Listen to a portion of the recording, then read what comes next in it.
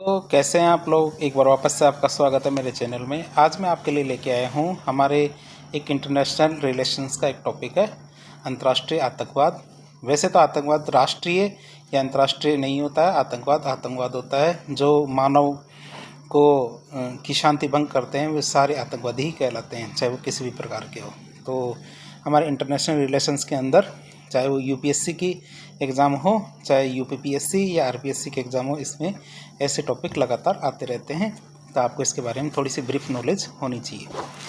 तो शुरुआत करते हैं आतंकवाद की। सबसे पहले पता होना चाहिए हमें आतंकवाद वास्तव में होता क्या है। तो आतंकवाद की परिभाषा आपसे पूछें तो क्या बताएंगे आप कि आतंकवाद क्या होता है। कि आतंकवाद वह संगठित हिंसात्मक गतिविधि होती है। क्या होती है? एक हिंसात्मक गतिविधि है जिसका उद्देश्य क्या है? जिसका उद्देश्य भय और आतंक फैलाकर भय और आतंक फैलाकर सरकारों, संगठनों और आम जनता को, किन किन को? सरकारों, संगठनों या आम जनता को अपने राजनीतिक, धार्मिक या वैचारिक लक्ष्यों के लिए मजबूर करना। जो उनके राजनीतिक, धार्मिक और वैचारिक लक्ष्य है उनके लिए मजबूर करना इसका उद्देश्य होता है। बात करें संयुक्त राष्ट्र के अनुसार इसकी परिभाषा देखें आतंकवाद की, तो क्या होती है? आतंकवाद वो अपराध होता है कि आतंकवाद वह अपराध है जो निर्दोष नागरिकों के खिलाफ हिंसा या हिंसा की धमकी देकर सरकारों और समाजों को क्या कि आतंकवाद वह अपराध है जो निर्दोष नागरिकों के खिलाफ हिंसा या हिंसा की धमकी देकर सरकारों या समाजों को अपनी राजनीतिक, धार्मिक या सामाजिक उद्देश्यों के लिए प्रभावित करने का प्रयास करता है। जो उनके राजनीतिक, धार्मिक या सामाजिक उद्देश्य हैं उनके लिए उनको प्रभावित करने का प्रयास करता है। किनको? नागरिकों को और सरकारों को। अब हम बात करेंगे आतंकवाद कितने प्रकार का होता है। वैसे देखने पे तो आतंकवाद एक ही प्रकार का लगता है, लेकिन आतंकवाद को उनका उद्देश्य, संचालन और प्रभाव के आधार पे आतंकवाद को उनके उद्देश्य, संचालन और प्रभाव के आधार पे बहुत सारे प्रकारों में बांटा जा सकता है। अब देखिए कौन कौन से प्रकार है। जैसे पहला प्रकार आता हमारा राजनीतिक आतंकवाद। यह आतंकवाद किसी विशेष राजनीतिक विचारधारा या शासन परिवर्तन के उद्देश्य से किया जाता है। तो इस प्रकार का आतंकवाद कब किया जाता है? जब किसी विशेष राजनीतिक जो उद्देश्य है या विचारधारा या शासन परिवर्तन के उद्देश्य से इस प्रकार का आतंकवाद किया जाता है। इसके अंतर्गत क्रांतिकारी या प्रतिक्रियावादी दोनों प्रकार के गुट आते हैं। इसमें क्रांतिकारी भी आते हैं और प्रतिक्रियावादी भी आते हैं। ये हमारे राजनीतिक आतंकवाद की श्रेणी में आते हैं।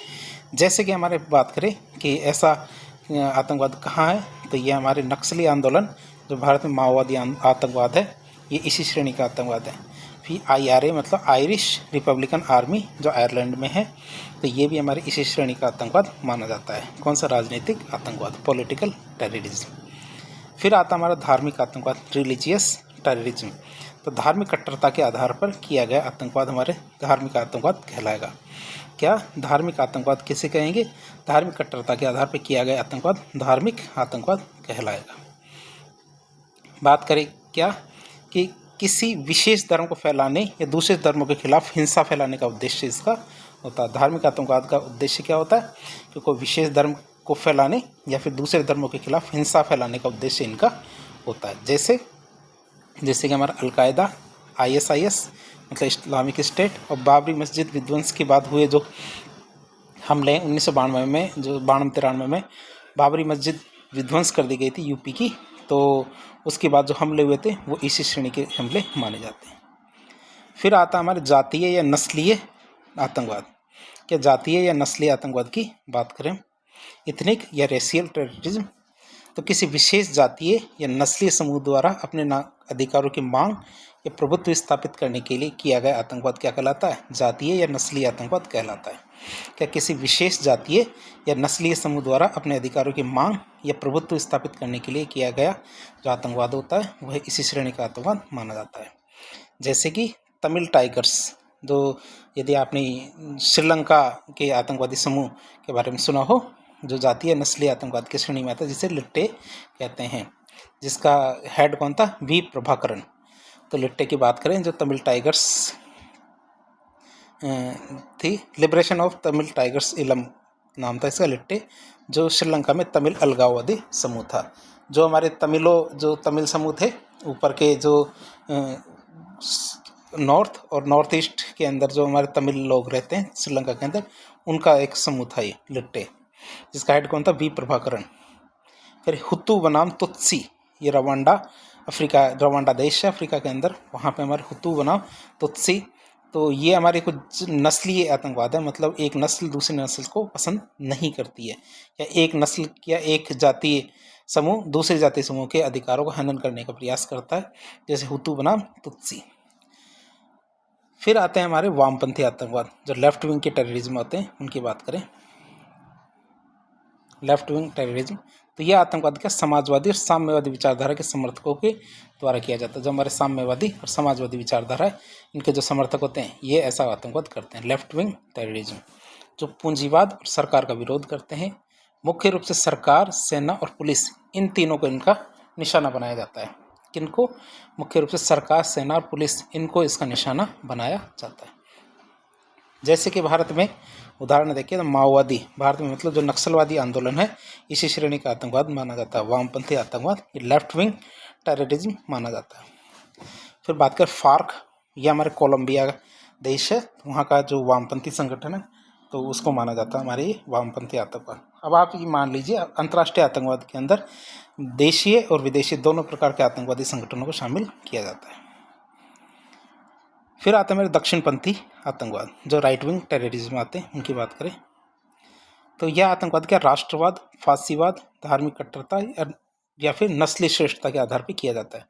जो इस प्रकार का आतंकवाद है दक्षिणपंथी आतंकवाद या राइट विंग टेररिज्म, तो यह आतंकवाद क्या है राष्ट्रवाद, फांसीवाद, धार्मिक कट्टरता या फिर नस्ली श्रेष्ठता, इनके आधार पर किया जाता है। अब इसकी बात करें मुख्य रूप से जो अल्पसंख्यक होते हैं, अल्पसंख्यक समुदाय के समूह, तो मुख्य रूप से अल्पसंख्यकों और उदारवादी जो विचारधारा वाले जो लोग होते हैं उनको इसमें निशाना बनाया जाता है। तो इसमें किसको निशाना बनाया जाता है? अल्पसंख्यकों को और उदारवादी विचारधारा रखने वाले लोगों को इसमें निशाना बनाया जाता है। जैसे कू क्लक्स क्लान मतलब के अमेरिका में एक नक्सलवादी समूह है। हाँ, ऐसा नहीं है कि अमेरिका के अंदर ऐसे समूह नहीं पाए जाते, अमेरिका में भी एक नक्सलवादी समूह है के जिसका पूरा नाम है कू क्लक्स क्लान।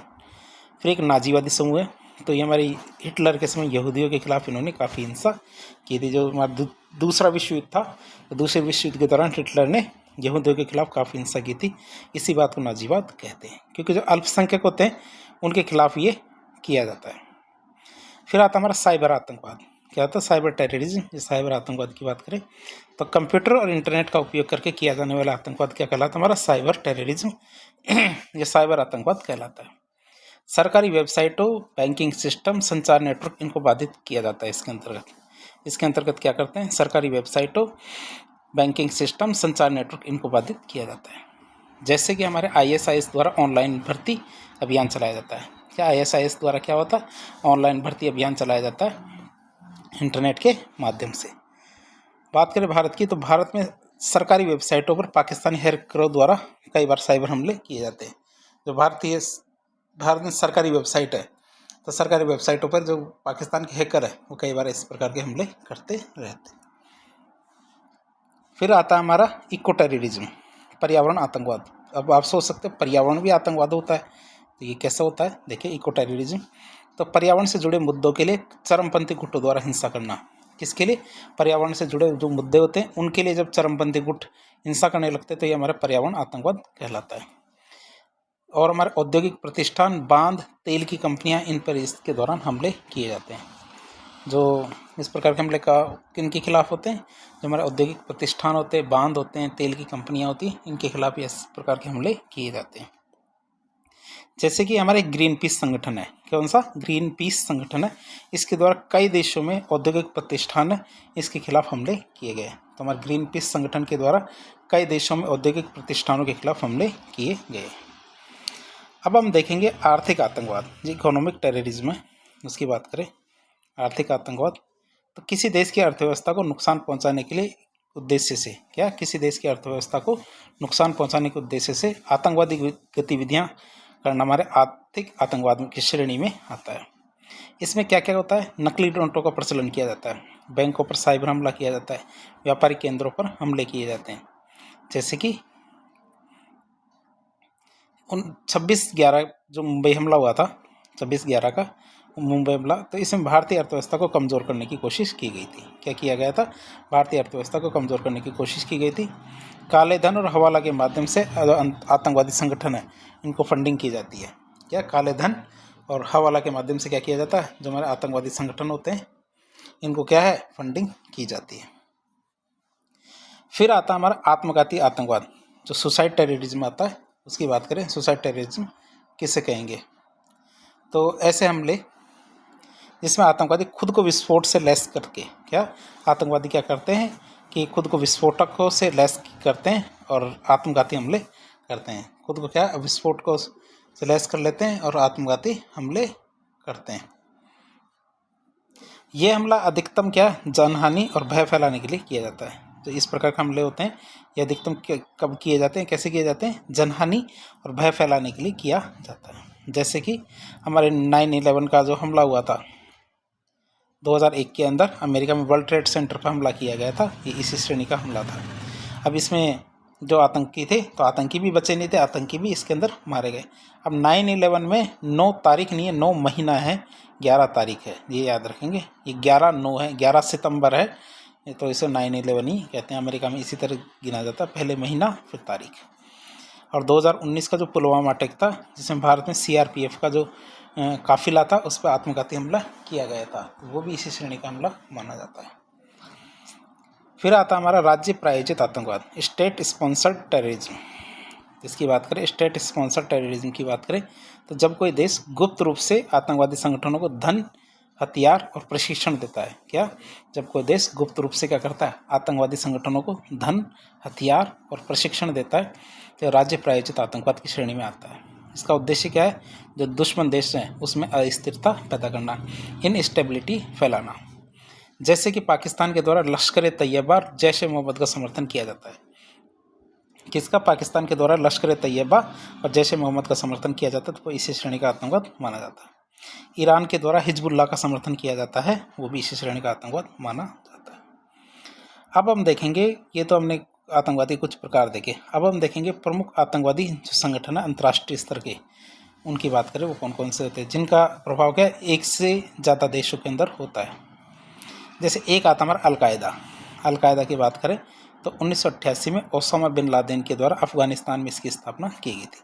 अलकायदा की बात करें तो 1988 में ओसामा बिन लादेन के द्वारा अफगानिस्तान में इसकी स्थापना की गई थी। इसकी ये खास बात करें तो 1979 से ले 1989 तक, 79 से 1989 के दौरान जो सोवियत सेना के खिलाफ ये लड़ा था। किसके खिलाफ लड़ा था? अलकायदा सोवियत सेना के खिलाफ लड़ा था 1979 से लेकर 1989 तक। सोवियत अफगान युद्ध के दौरान ये इसने लड़ाई की थी। फिर इसका उद्देश्य की बात करें कि इसका उद्देश्य था पश्चिमी देशों विशेषकर अमेरिका के प्रभाव को समाप्त करना। इसका उद्देश्य क्या था? खासकर जो अमेरिका अफगानिस्तान में रच बस गया था, वहीं रहने लग गया था एक तरह से, तो उसके प्रभाव को समाप्त करना। इस्लामिक खिलाफत, ये इस्लामिक जो खलीफेट है इसकी स्थापना करना। साथ ही साथ मुस्लिम देशों में इस्लामी शासन लागू करना। मुस्लिम देशों में इस्लामी शासन लागू करना इसका प्रमुख उद्देश्य था। अब बात करें इसके प्रमुख आतंकी हमले कौन कौन से थे। जो 11 सितंबर का 9/11 वाली बात 2001 की बात करें तो अमेरिका में वर्ल्ड ट्रेड सेंटर और पेंटागन, इन पर आत्मघाती हमले किए गए जिसमें लगभग 3000 लोगों की मौत हो जाती है। तो आपने सुना होगा 9/11 मतलब 11 सितंबर 2001 को अमेरिका में वर्ल्ड ट्रेड सेंटर और जो पेंटागन, 2 बिल्डिंगें थी, इन पे आत्मघाती हमले किए गए। 2002 में बाली में बम धमाके किए गए, इंडोनेशिया में बाली नाम की जगह वहाँ पे, तो वहाँ पे क्या 202 लोग मारे गए थे। 2008 में इस्लामाबाद मैरियट होटल था, इस्लामाबाद के अंदर पाकिस्तान में, वहाँ मैरियट होटल है, वहाँ पे क्या हमला किया गया 2008 में पाकिस्तान में। अब इसकी वर्तमान स्थिति की बात करें तो ओसामा बिन लादेन की 2011 में अमेरिकी सेना के द्वारा हत्या कर दी गई थी। ओसामा बिन लादेन ने इसकी हत्या कर दी थी। ओसामा बिन लादेन की हत्या कर दी थी अमेरिकी सेना के द्वारा 2011 में। ऐमान अल जवाहिरी, ये जो इनके लीडर थे, 2022 में इनको मार दिया गया। इसके बाद ये संगठन और भी कमज़ोर हो जाता है। ये संगठन क्या और भी कमज़ोर हो जाता है, लेकिन इसकी शाखाएं आज भी मौजूद हैं। तो क्या इसकी शाखाएं आज भी मौजूद है। तो ये था हमारा अलकायदा, जो बहुत ही इम्पोर्टेंट अंतर्राष्ट्रीय आतंकवादी संगठन है, इसके बारे में आपको पता होना चाहिए। दूसरा हमारा IS। IS मतलब इस्लामिक स्टेट। तो ISIS मतलब इस्लामिक स्टेट ईरान, इराक और सीरिया, तो ये दूसरा इराक और सीरिया है। पहले IS का मतलब है इस्लामिक स्टेट, जिसको दाइश भी कहते हैं, DAESH, दाइश भी कहते हैं। स्थापना की बात करें इसकी तो 1999 में अबू मुसाब अल जरकावी ने इसे अल कायदा इन इराक के रूप में स्थापित किया था। जब इसको बनाया गया था तब इसका नाम क्या रखा गया था? इसका नाम रखा गया था अल कायदा इन इराक के रूप में इसको स्थापित किया गया था। 2014 में इसका नाम बदल दिया गया, इसका नाम रखा गया Islamic state of Iraq and Syria, ISIS, इसके रूप में इसको दोबारा से शुरू किया गया। जब इसको बनाया गया था तब इसका नाम क्या था? अल कायदा इन इराक। अब इसको बनाने का उद्देश्य की बात करें तो वैश्विक इस्लामिक खिलाफत की स्थापना करना। क्या करना? वैश्विक इस्लामिक खिलाफत की स्थापना करना इसका प्राइम उद्देश्य था। दूसरा उद्देश्य हमारे इराक और सीरिया, इसमें इस्लामी कानून लागू करना। क्या इराक और सीरिया में इस्लामिक कानून लागू करना इसका दूसरा खास उद्देश्य था। फिर बात करें तीसरा खास उद्देश्य इसका, कट्टरपंथी विचारधारा के माध्यम से आतंकवादी जो गतिविधियाँ वो फैलाना। क्या? कट्टरपंथी विचारधारा के माध्यम से क्या करना? आतंकवादी जो गतिविधियाँ वो फैलाना इसका उद्देश्य था। अब बात करें इसकी तो इसने कौन कौन से मुख्य आतंकवादी हमले किए। 2014 में इसने इराक और सीरिया पर कब्जा कर लिया। क्या? इराक और सीरिया पर कब्जा कर लिया, जिसमें कौन कौन से शहर थे? जिसमें मौसूल है, रक्का है, तो बहुत सारे शहर थे जिन पर इनका नियंत्रण स्थापित हो गया था इराक और सीरिया के क्षेत्रों में। कब? 2014 के आसपास। 2015 में पेरिस में आतंकवादी हमला किया गया, जिसमें 130 लोगों की मौत हो जाती है।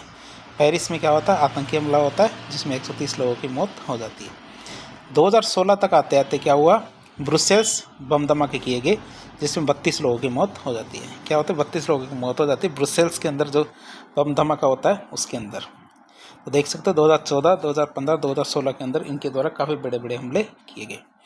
आज की स्थिति में बात करें ISIS की वर्तमान क्या परिप्रेक्ष्य में क्या चल रहा है इनके, तो बात करें तो 2019 में ISIS के नेता थे अबू बकर अल बगदादी, ये मारे जाते हैं। जो बड़े नेता थे इसके ISIS के, अबू बकर अल बगदादी, इनको मार दिया जाता है।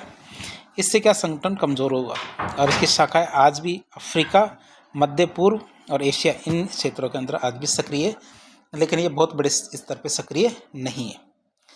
अब हम बात करेंगे तीसरा संगठन तालिबान।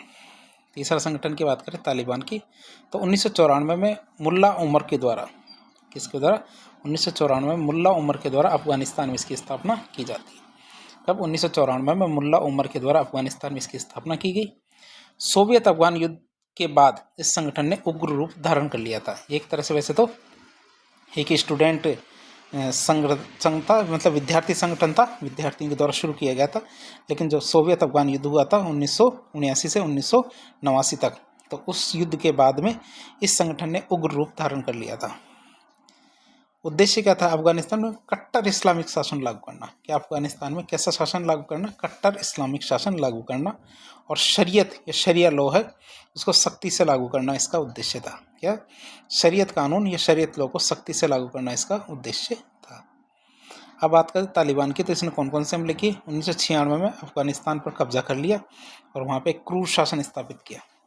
2001 में अमेरिका पर 9/11 का हमला इसने काफ़ी ज़्यादा सहयोग किया था अलकायदा का।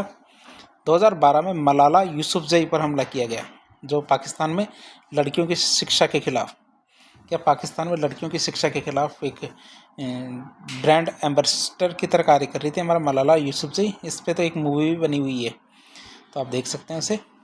तो मलाला नाम से है, तो ये 2012 के अंदर है, इन पे भी हमला किया गया था, तो ये काफ़ी ज़्यादा इम्पोर्टेंट है। तो 1996, 2001 और 2012, तो ये हमारे हमले किए गए किसके द्वारा? हमारे तालिबान के द्वारा। वर्तमान की क्या स्थिति है तालिबान की, वो बात करें तो 2021 में तालिबान ने फिर से पाकिस्तान पर कब्जा कर लिया और वर्तमान में वहाँ शासन कर रहा। अंतर्राष्ट्रीय स्तर पर इसकी सरकार को कोई मान्यता नहीं मिली है। तालिबान की जो शासन है इसको अंतर्राष्ट्रीय स्तर पर किसी भी सरकार ने मान्यता नहीं दी, लेकिन भारत अफगानिस्तान से अपने जो रणनीतिक संबंध है वो बना के रखे हुए हैं। अब बात करते हैं अगला अंतर्राष्ट्रीय संगठन है बोको हराम। क्या? बोको हराम भी कह सकते हैं, बोको हराम भी कह सकते हैं। तो स्थापना की बात करें तो 2002 में नाइजीरिया में मोहम्मद यूसुफ के द्वारा इसकी स्थापना की गई थी। बोको हराम की बात करें तो 2002 में नाइजीरिया में मोहम्मद यूसुफ के द्वारा इसकी स्थापना की गई थी। यह क्या था? पश्चिमी शिक्षा और संस्कृति के विरोध में बना हुआ संगठन था। क्या इसकी स्थापना कब क्यों की गई थी? क्यों? क्योंकि यह पश्चिमी शिक्षा और संस्कृति का विरोध करता था। उद्देश्य की बात करें, नाइजीरिया में इस्लामिक शासन लागू करना इसका प्रमुख उद्देश्य था। क्या? नाइजीरिया में इस्लामिक शासन लागू करना इसका प्रमुख उद्देश्य था। पश्चिमी शिक्षा और संस्कृति इसका उन्मूलन करना, मतलब जो अफ्रीका के अंदर पश्चिमी देशों के द्वारा जो संस्कृति और शिक्षा रच बस गई थी उसका उन्मूलन करना, मतलब जड़ से उखाड़ फेंकना इसका मुख्य उद्देश्य था। अब बात करें इसने कौन कौन से हमले किए। 2011 में संयुक्त राष्ट्र मुख्यालय पर हमला किया गया, जो हमारा अबूजा नाइजीरिया में था, तो उसके मुख्यालय पर हमला किया गया। 2014 के अंदर चिबोक स्कूल से 276 लड़कियों का अपहरण कर लिया गया। क्या? चिबोक स्कूल है, तो चिबोक के अंदर जगह है चिबोक, वहाँ से क्या 276 लड़कियों का अपहरण कर लिया गया 2014 में। 2015 में नाइजीरिया में आत्मघाती हमला किया गया, तो इसमें आतंकी सहित 300 से ज़्यादा मौतें हुई थी। कहाँ? नाइजीरिया।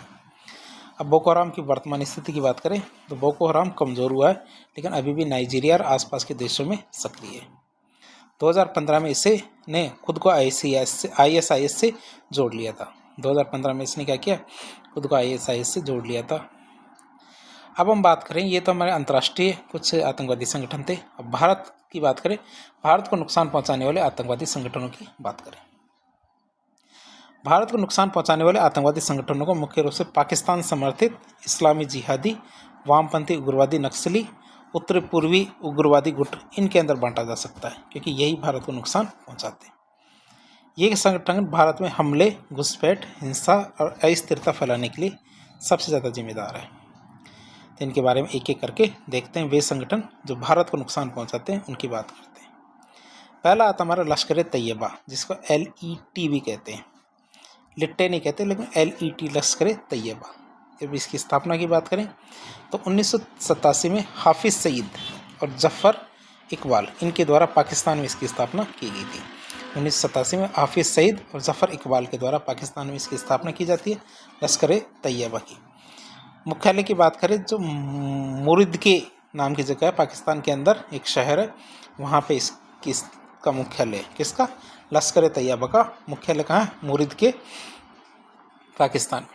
जो पाकिस्तान की खुफिया एजेंसी है ISI, इसका भी इसको समर्थन मिला हुआ है। किसको? लश्कर तैयबा। अब लश्कर तैयबा का उद्देश्य क्या है? लश्कर तैयबा का उद्देश्य भारत में जिहाद फैलाना। क्या? भारत में जिहाद फैलाना और कश्मीर को भारत से अलग करना। इसका उद्देश्य की बात करें तो भारत में जिहाद फैलाना और कश्मीर को भारत से अलग करना इसका उद्देश्य है। दूसरा, भारत में आतंकवादी हमलों को अंजाम देना। अब बात करें लश्कर तैयबा के द्वारा कौन कौन से आतंकवादी हमले किए गए। 1999 में कारगिल युद्ध में घुसपैठ इन्हीं के द्वारा की गई।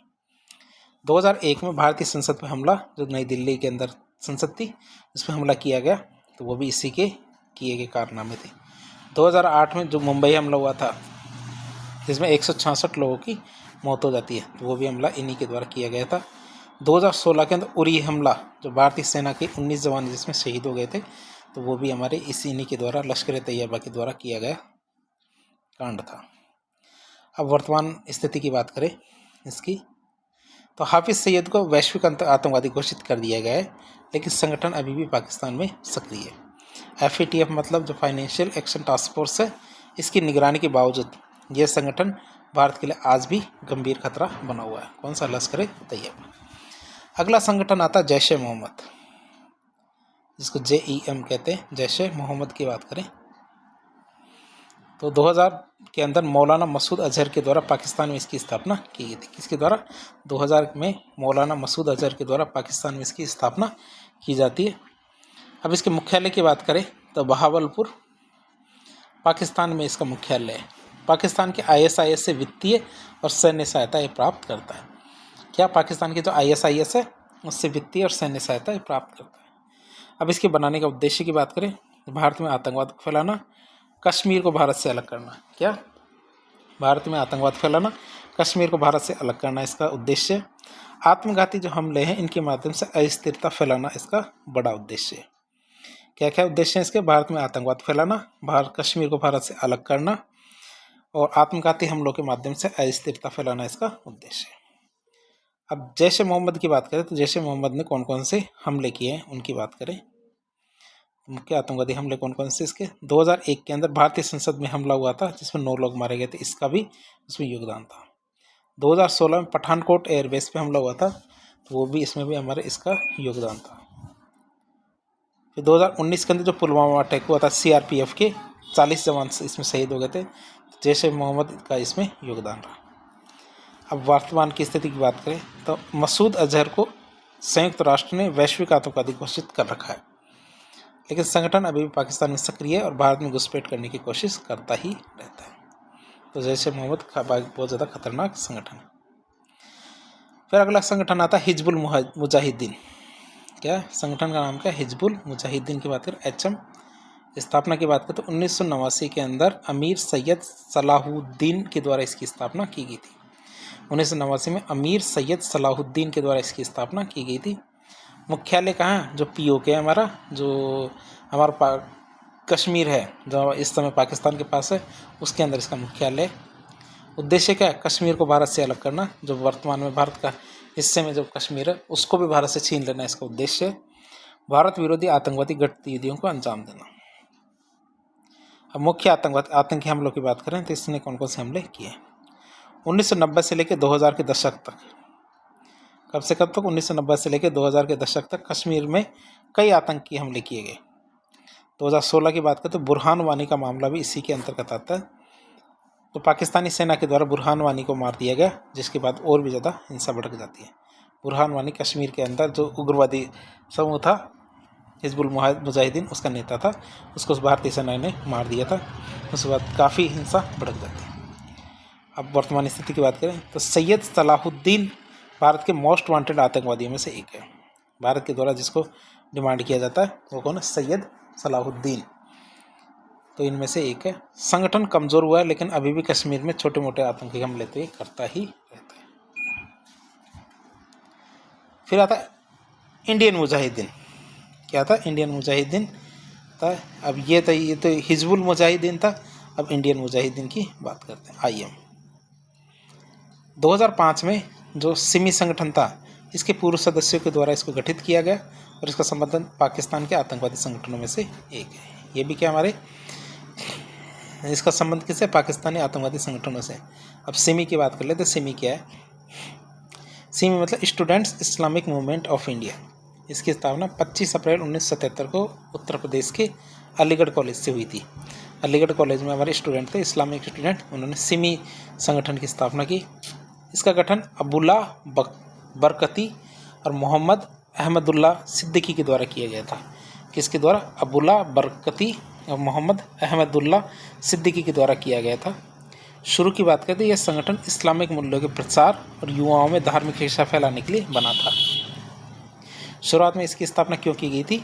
इसकी स्थापना की गई थी हमारे जो इस्लामिक मूल्य थे इनके प्रचार प्रसार करना, साथ ही साथ युवाओं में धार्मिक शिक्षा फैलाने के लिए इसकी स्थापना की गई थी। लेकिन बाद में ये कट्टरपंथी गतिविधियों में भी शामिल हो जाता है। जो सिमी संगठन है, इसके जो कार्यकर्ता है वो किस में शामिल हो जाते हैं? कट्टरपंथी गतिविधियों के अंदर शामिल हो जाते हैं। 1990 के दशक के बाद सिमी पर आतंकवाद से जुड़े संगठनों से संबंध रखने का आरोप लगे। इससे खासकर पाकिस्तान में स्थित जो लश्कर-ए-तैयबा है और अलकायदा, ऐसे संगठनों से मदद मिलने की बात हुई थी। 2001 तक आते आते भारत सरकार ने सिमी को आतंकवादी संगठन घोषित कर दिया और इस पर प्रतिबंध लगा दिया। तो जैसे ही सिमी संगठन बंद हुआ तो सिमी के जो कार्यकर्ता थे तो इन्होंने चेंज होकर एक नया संगठन बनाया जिसे इंडियन मुजाहिदीन कहते हैं, IM, और इसका संबंध भी कि पाकिस्तान में आतंकवादी संगठनों से है। अब इसका उद्देश्य की बात करें, क्या उद्देश्य है? तो भारत में क्या इस्लामिक शासन लागू करना इसका मुख्य उद्देश्य है। भारत में क्या इस्लामिक शासन लागू करना इसका उद्देश्य है। ऐसे आते रहते हैं जाते रहते संगठन। तो बात करें शहरी क्षेत्रों में बम धमाके करके अस्थिरता फैलाना। क्या? शहरी क्षेत्रों में बम धमाके करके अस्थिरता फैलाना इसका मुख्य उद्देश्य है। अब बात करें कौन कौन से कभी इसने कोई हमले किए हैं कि नहीं। 2008 में जयपुर बम धमाके हुए थे तो 80 मौतें हुई थी, तो इंडियन मुजाहिदीन ने किए थे। 2010 में वाराणसी बम धमाका हुआ। 2011 में मुंबई सीरियल ब्लास्ट हुए जिसमें 26 मौतें होती हैं। वर्तमान स्थिति की बात करें तो संगठन कमज़ोर हुआ, लेकिन अभी भी छिटपुट गतिविधियाँ जारी है। क्या? जो हमारे इंडियन मुजाहिदीन है, संगठन कमज़ोर हुआ लेकिन अभी भी छिटपुट गतिविधियाँ जारी है। कई शीर्ष आतंकियों को गिरफ्तार कर लिया गया है। क्या? कई शीर्ष आतंकवादियों को तो गिरफ्तार कर लिया गया है, लेकिन कमज़ोर हुआ है संगठन। फिर आता है PLA। PLA मतलब People's Liberation Army. People's Liberation Army और अन्य उत्तर पूर्वी आतंकवादी संगठन की बात करें तो हमारे मणिपुर, नागालैंड, असम और पूर्वोत्तर राज्यों में अलगाववादी संगठन बहुत सारे। और उस संगठनों की बात करें तो हमारा नॉर्थ ईस्ट से आपसे पूछ लिया जाए, नॉर्थ ईस्ट के कोई संगठन है तो उग्रवादी संगठन, तो आप उनके नाम बताइए तो आप बता सकते हैं। जैसे एक था उल्फा। उल्फा की बात करें, United liberation front of Assam. United liberation front of Assam हमारे असम के क्षेत्र में है। फिर national socialist council of Nagaland, NSCN-IM। क्या? National socialist council of Nagaland. एक आता PLA, ये हमारे मणिपुर पीपल्स लिबरेशन आर्मी। तो इस तरह के नॉर्थ ईस्ट के हमारे संगठन हैं। अब ये संगठन क्या चाहते हैं? ये उत्तर पूर्व के जो राज्य है इनको भारत से अलग करना चाहते हैं। भारत सरकार के खिलाफ गोरिल्ला युद्ध इनका मुख्य तरीका है करने का। इन्होंने कौन कौन से हमले किए? 2004 में इन्होंने दीमापुर बम धमाके किए नागालैंड में। 2015 में मणिपुर में भारतीय सेना पर हमला किया, जिसमें 18 जवान शहीद हो जाते हैं। 2021 में मणिपुर में असम राइफल्स के काफिले पर हमला किया गया। 2021 में मणिपुर में असम राइफल्स हैं, उनके काफिले पर हमला किया गया। वर्तमान की स्थिति की बात करें तो वर्तमान सरकार क्या कर रही है? इनसे काफ़ी ज़्यादा शांति समझौते कर रही है, लेकिन आज भी बहुत सारे संगठन यहाँ पे सक्रिय है। फिर आता नक्सली माओवादी संगठन। या नक्सली माओवादी संगठन की बात करें, इसकी स्थापना 1967 में पश्चिम बंगाल के नक्सलवाड़ी गांव में नक्सली आंदोलन के दौरान शुरू होती है। तो नक्सली आंदोलन की शुरुआत होती है वहीं कहाँ से? नक्सलवाड़ी गाँव से। कहाँ? पश्चिम बंगाल में 1967 में।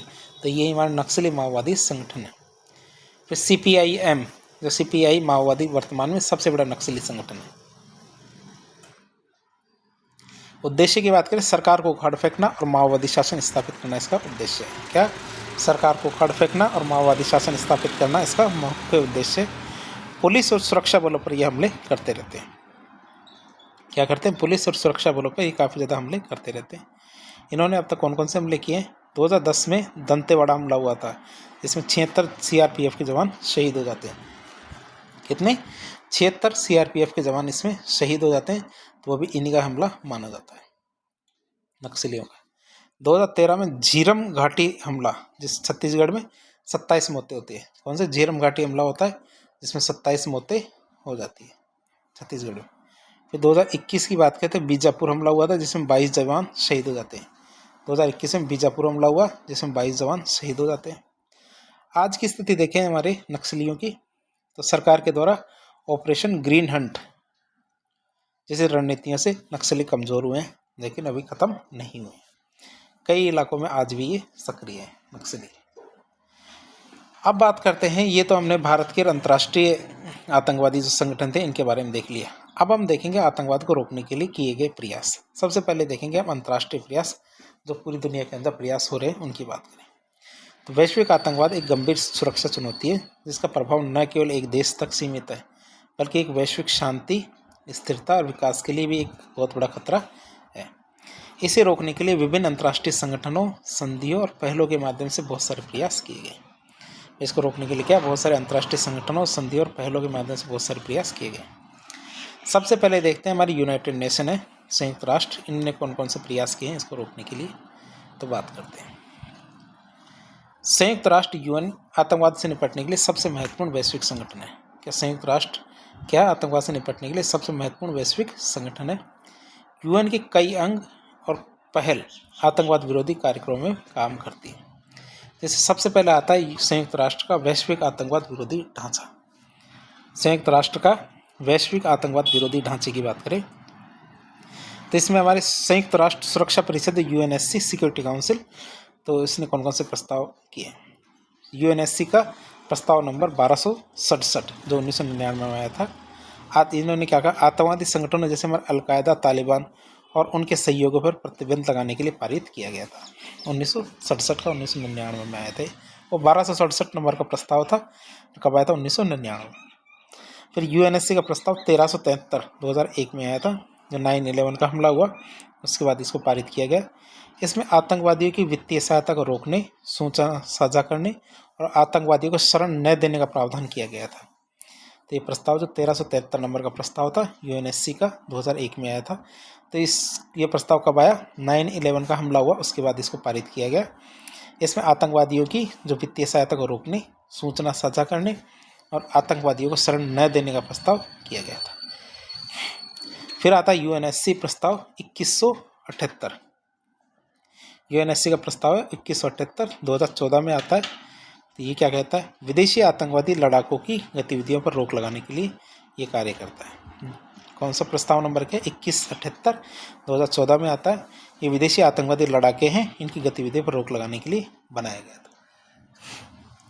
फिर बात करें मैं संयुक्त राष्ट्र वैश्विक आतंकवाद विरोधी रणनीति। एक रणनीति बनाई गई है 2006 के अंदर संयुक्त राष्ट्र के द्वारा। तो उसमें क्या है? ये एक व्यापक योजना है जिसमें 4 स्तंभ है। तो रणनीति के अंदर 4 स्तंभ है। कौन कौन से? आतंकवाद के मूल कारणों का समाधान करना, दूसरा आतंकवादी समूहों के खिलाफ कार्रवाई करना, आतंकवाद को रोकने और उसे बचाव करने की क्षमता बढ़ाना, आतंकवाद को रोकने और उससे बचाव करने की क्षमता बढ़ाना, आतंकवाद से निपटने के दौरान मानवाधिकार और कानून के शासन का सम्मान करना। तो ये हमारी संयुक्त राष्ट्र वैश्विक आतंकवाद विरोधी रणनीति 2006 के मूल 4 स्तंभ थे। फिर 2017 में क्या किया जाता है? संयुक्त राष्ट्र आतंकवाद विरोधी कार्यालय बनाया जाता है, जैसे यूएनएससीटी कहते हैं। संयुक्त राष्ट्र आतंकवाद विरोधी कार्यालय 2017 में बनाया जाता है। तो ये कार्यालय आतंकवाद विरोधी रणनीति बनाने और सहयोग बढ़ाने के लिए का कार्य करता है। तो ये कार्यालय क्या करता है? आतंकवाद विरोधी नीति बनाने और सहयोग बढ़ाने के लिए कार्य करता है। अब अंतर्राष्ट्रीय संगठन और उनके प्रयास देखते हैं क्या क्या। एक FATF बनाया जाता है, तो financial action task force FATF 1989 के अंदर बनाया जाता है। FATF की एक अंतर्राष्ट्रीय संस्था है जो आतंकवाद की वित्त पोषण और मनी लॉन्ड्रिंग को रोकने के लिए काम करती है। क्या क्या काम करती है? आतंकवाद की वित्त पोषण और मनी लॉन्ड्रिंग को रोकने का काम करती है हमारी FATF। इसकी स्थापना 1989 में G7 का जो पेरिस शिखर सम्मेलन हुआ था उसके दौरान की गई थी। इसकी स्थापना कब की गई?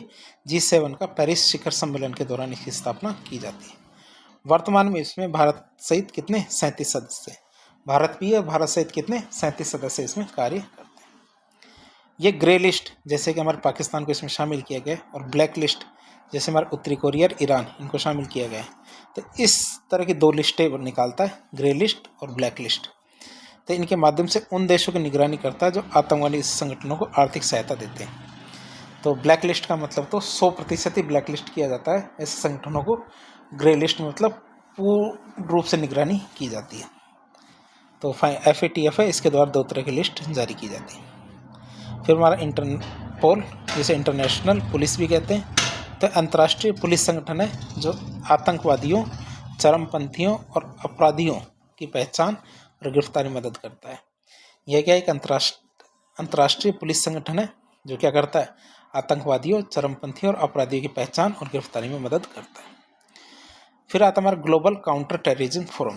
क्या? ग्लोबल काउंटर टेररिज्म फोरम 2011 में जिसकी स्थापना हुई थी। ये एक अंतर्राष्ट्रीय मंच है जो आतंकवाद से निपटने के लिए कानूनी, राजनीतिक और सामरिक सहयोग को बढ़ावा देता है।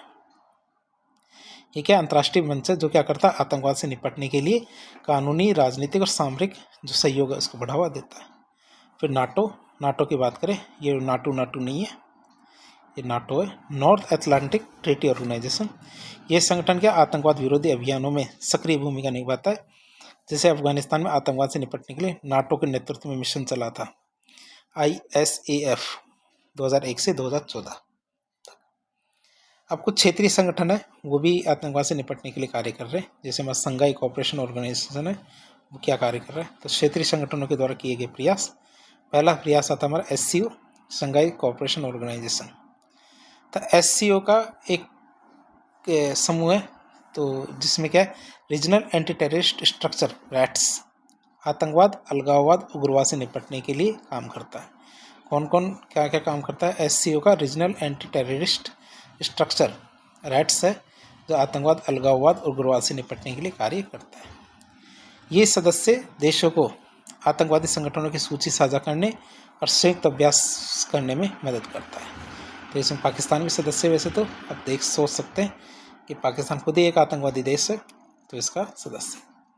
फिर सार्क और बिम्स्टेक की बात करें, क्या सार्क और बिम्स्टेक की बात करें तो सार्क आतंकवादी विरोधी समझौता, मतलब SAARC Regional Convention on Suppression of Terrorism 1987 के तहत सदस्य देशों को आतंकवादियों के प्रत्यर्पण और सहायता में सहयोग करता है।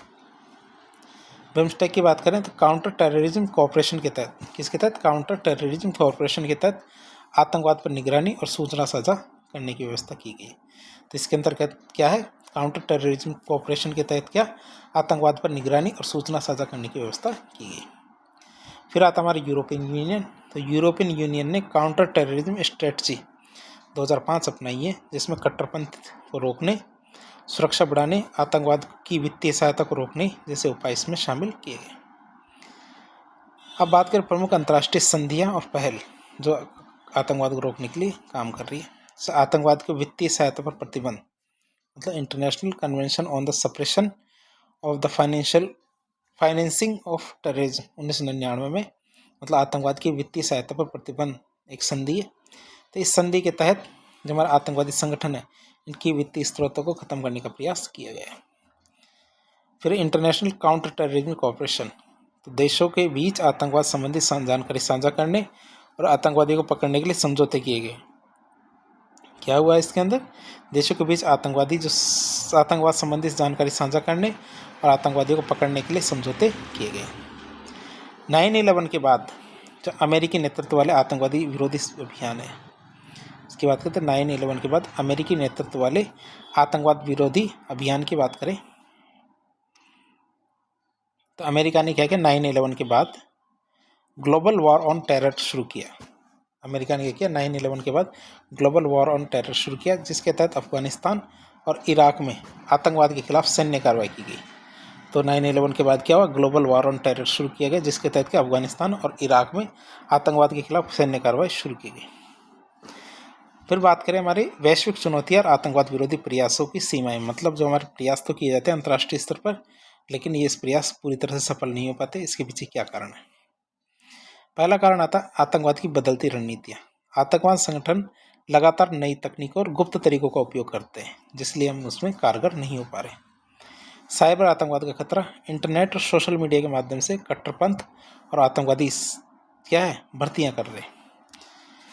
फिर वैचारिक संघर्ष, विभिन्न देशों में आतंकवादी की परिभाषा अलग अलग है। क्या अलग अलग देशों में आतंकवादी की परिभाषा अलग अलग है। इससे क्या अंतर्राष्ट्रीय सहयोग में बाधा आती है। इससे क्या होता है, अंतर्राष्ट्रीय सहयोग में बाधा आती है। फिर सीमा पार आतंकवाद की बात करें तो आतंकवाद को कुछ देशों की सरकारों के द्वारा अप्रत्यक्ष रूप से समर्थन मिलता है, जिसे समाप्त करना बहुत ज़्यादा कठिन होता है। जैसे बहुत सारे संगठन हैं जिसको पाकिस्तान के द्वारा समर्थन मिलता है। प्रभावी कानून ढांचे की कमी की बात करें तो कई देशों में अपर्याप्त कानून न्यायिक व्यवस्था के कारण आतंकवाद पर कड़ी कार्रवाई नहीं हो पाती है। कई देशों में क्या अपर्याप्त कानून है और न्यायिक व्यवस्था के कारण आतंकवाद पर कड़ी कार्रवाई नहीं हो पाती है। अब हम बात करेंगे, ये तो अंतर्राष्ट्रीय प्रयास थे, अब हम बात करेंगे भारत के द्वारा आतंकवाद को रोकने के लिए कौन कौन से प्रयास किए गए। भारत आतंकवाद से सबसे अधिक प्रभावित देशों में से एक है। इस खतरे से निपटने के लिए सरकार ने कानूनी, सैन्य, कूटनीतिक और तकनीकी स्तर पर कई कदम उठाए। ये प्रयास घरेलू कानून को मजबूत करने, अंतर्राष्ट्रीय सहयोग बढ़ाने, आतंकवाद की फंडिंग रोकने और आतंकवादी संगठनों पर दबाव बनाने पर केंद्रित है। अब बात करते हैं कानूनी और विधायी उपाय कौन कौन से किए गए हैं। तो कौन कौन से कानून है जो हमारे आतंकवाद को रोकने के लिए बने। एक हमारा आतंकवाद रोधी कानून कौन कौन से देखते हैं। भारत ने आतंकवाद से निपटने के लिए कई कड़े कानून बनाए, जिनमें से एक है हमारा UAPA unlawful activities prevention act 1967 में बनाया गया, जिसको 2019 में संशोधित किया गया। तो इसके खास प्रावधान क्या है, आतंकवादी गतिविधियों में शामिल व्यक्तियों और संगठनों पर प्रतिबंध लगाया जाए। Tada terrorist and disruptive activities act, तो ये हमारे 1985 से 1995 तक रहा, जिसमें कठोर दंड और आतंकवादियों पर कार्रवाई की जाती थी, लेकिन अब ख़त्म कर दिया गया इसको। फिर पोटा मतलब प्रिवेंशन ऑफ टेररिज्म एक्ट 2002 से 2004 तक, तो हमारे आतंकवादियों को पकड़ने और अभियोजन की शक्ति इसको मिली हुई थी, लेकिन हम इसको भी हटा दिया गया। फिर NSA 1980 में किसी भी संदिग्ध व्यक्ति को बिना मुकदमे के 12 महीने तक हिरासत में रखने का अधिकार दिया गया था इसके अंदर NSA के तहत। तो ये आज भी चालू है। मकोका 1999 में महाराष्ट्र में लागू है। क्या महाराष्ट्र में लागू है मकोका। और GCTOC 2019 में जो हमारे गुजरात में लागू है। तो हमारे UAPA तो वापस लागू कर दिया गया है हमारे, और यही चल रहा है अभी UAPA। आप सोचेंगे सभी निरस्त कर दिए गए, तो भारत में अभी कौन सा कानून चल रहा है? UAPA। तो UAPA में 2019 में भी हाल ही में संशोधन भी किया गया है।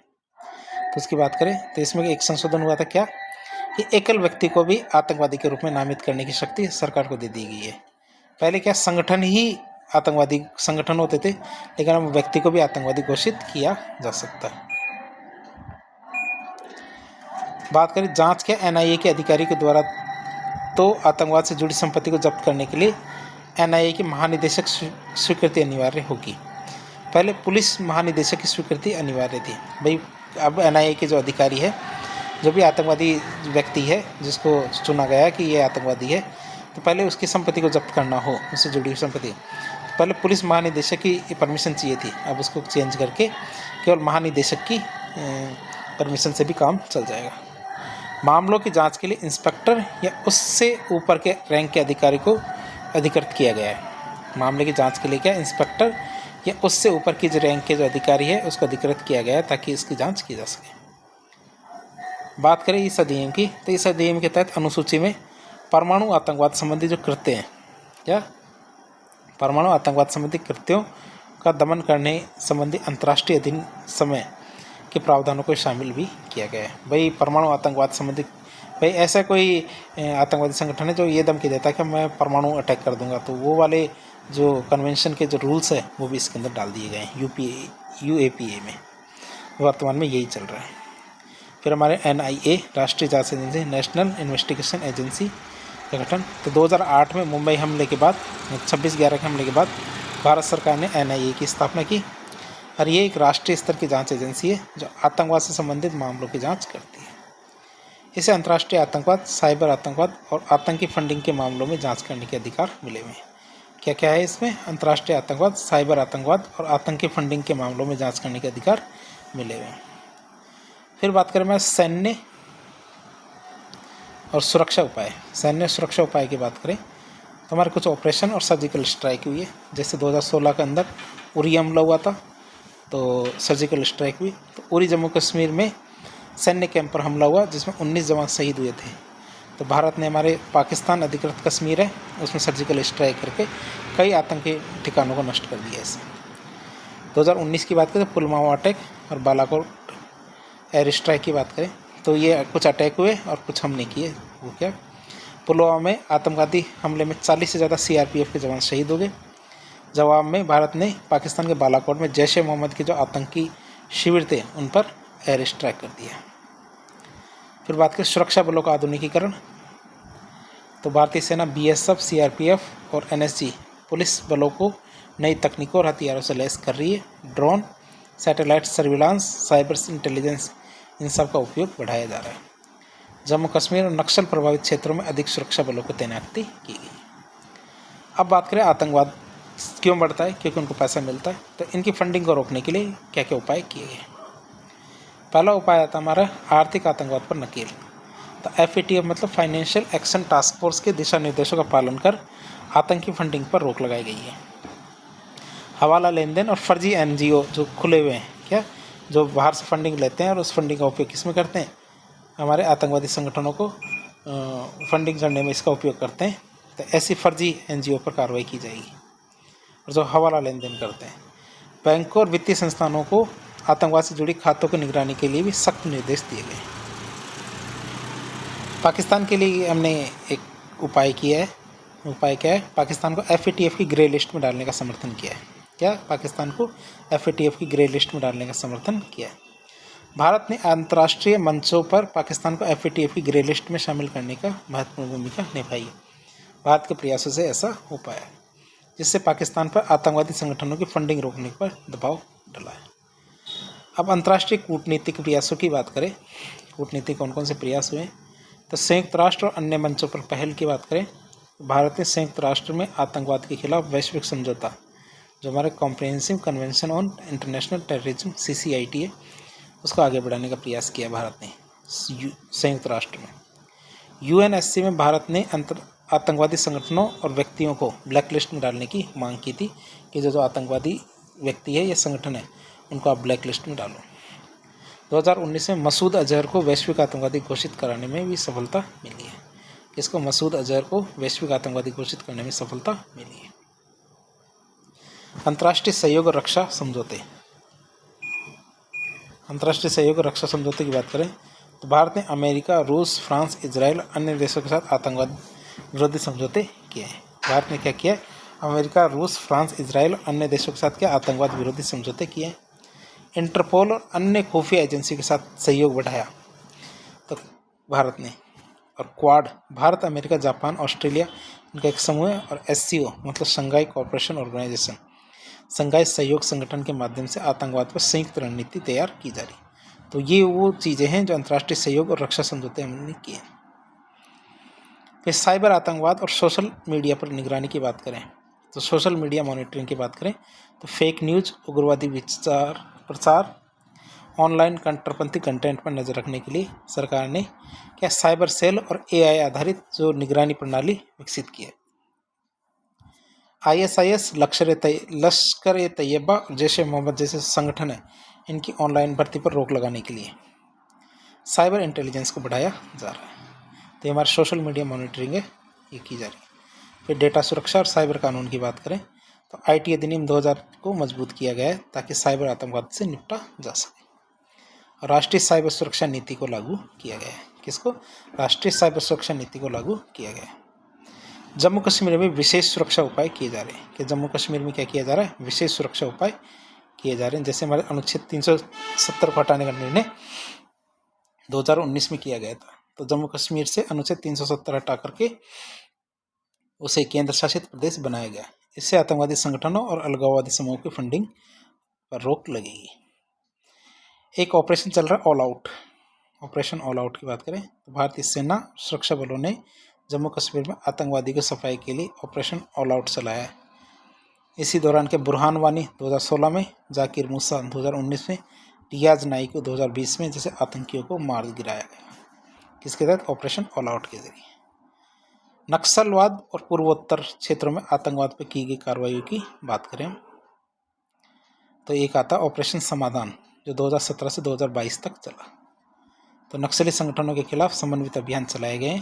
अधिकतर नक्सल प्रभावित क्षेत्रों में हिंसा में कमी आई। इससे कई जगह जहां ऐसा ना करके हमने क्या किया, शांति वार्ता समझौते किए। जैसे हमारे भारत सरकार ने NSCN, नागालैंड, उल्फा, असम, जो ये 2 संगठन हैं, इनके साथ हमेशा बातचीत करते रहते हैं। कई पूर्वोत्तर राज्यों में उग्रवादी संगठनों को आत्मसमर्पण करने के लिए भी प्रोत्साहित किया गया। तो इस तरह हमने इनके प्रयास देखे। तो निष्कर्ष के रूप में देखें हम तो भारत सरकार ने आतंकवाद को रोकने के लिए सख्त कानून, सैन्य कार्रवाइयाँ, अंतर्राष्ट्रीय सहयोग और साइबर निगरानी जैसे कई कदम उठाए। हालांकि आतंकवाद अभी भी एक चुनौती बना हुआ है, लेकिन सुरक्षा बलों की सक्रियता और कड़े कदम के कारण आतंकवादी घटनाओं में लगातार कमी आ रही है। अब भविष्य की रणनीति के रूप में काम करें तो क्या? आधुनिक तकनीकों का उपयोग करके खुफिया तंत्र को मजबूत किया जाएगा। ड्रोन और AI निगरानी प्रणाली लागू की जाएगी। आतंकी संगठनों की फंडिंग, डिजिटल फंडिंग को रोकने के लिए ब्लॉकचेन तकनीक का उपयोग किया जाएगा। वैश्विक स्तर पर आतंकवाद के खिलाफ संयुक्त कार्रवाई की जाएगी। संयुक्त भारत, सुरक्षित भारत, समृद्ध भारत लक्ष्य की ओर बढ़ते हुए भारत लगातार आतंकवाद के खिलाफ अपनी लड़ाई जारी रखे हुए, क्योंकि हमारा लक्ष्य है सुरक्षित भारत, समृद्ध भारत। तो इस तरह एक छोटे से लेक्चर के अंदर हमने आतंकवाद के सभी रूपों को हमने देखा। तो इस प्रकार के इन्फॉर्मेटिव वीडियो देखने के लिए हमारे चैनल से जुड़े। वीडियो पसंद आए तो वीडियो को लाइक करें, चैनल को सब्सक्राइब करें, अपने दोस्तों के साथ शेयर करें। धन्यवाद।